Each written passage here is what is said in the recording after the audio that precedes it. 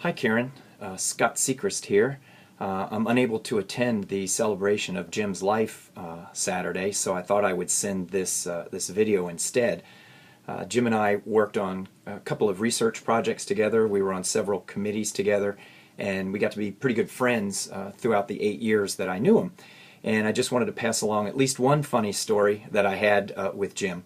Now his office is on the 3rd floor, so he would come down and get me every once in a while for lunch. He'd stop by around noon. He would just stick his head around the corner of my office door and say, "Wieners." So I knew what that meant. He wanted to go get hot dogs at Perfectly Frank's. Personally, I also think he just liked to say wieners, because after a while he wouldn't stop by and I would get messages on my office phone and the voice message would only say wiener. In any event, we'd meet up and we'd walk across Monarch Way together, and we would go to Perfectly Frank, and they got to know us pretty well, the waitresses and the servers and whatnot, and we'd generally sit in the middle of the restaurant and order our hot dogs, and we would talk about things about ODU, usually research projects or teaching or students or another faculty member or whatever was on our minds. But that would last about 10 minutes, and then we would get down to the real discussion, which was about our favorite radio station on satellite radio.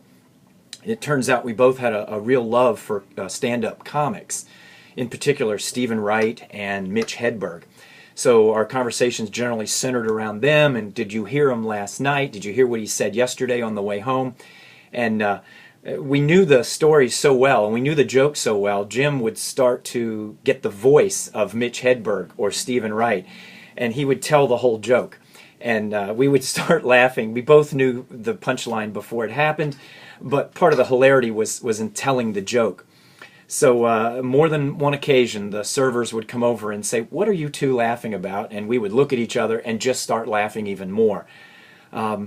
So in Jim's honor, and one last time, I'd like to share some of the comedy bits that Jim and I laughed out loud to. I have to read them. I don't remember them as well as he did, knowing that if Jim was there, he would be mouthing the words that I'm saying and laughing the whole time. The first is Stephen Wright. And Stephen said things like this. Well, I can't do it like he did, but cross-country skiing is great if you live in a small country. Sponges grow in the ocean. This annoys me. I wonder how much deeper the ocean would be if that didn't happen.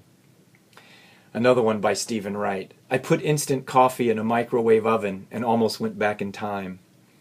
And another one. I used to work at a fire hydrant factory. You couldn't park anywhere near that place. And lastly, Mitch Hedberg, which was, I know, one of Jim's favorite comedians. He says, now this guy was like a stoner, and he had the best delivery ever. And he said, rice is great if you're really hungry and you want to eat 2,000 of something. I once saw a forklift lift a crate of forks, and it was way too literal for me. I'm against picketing, but I don't know how to show it. And lastly, an escalator can never break. It can only become stairs. Now, the jokes that I just mentioned above are perfect examples of humor that's at once dry, witty, slightly askew, and brilliant, just like Jim.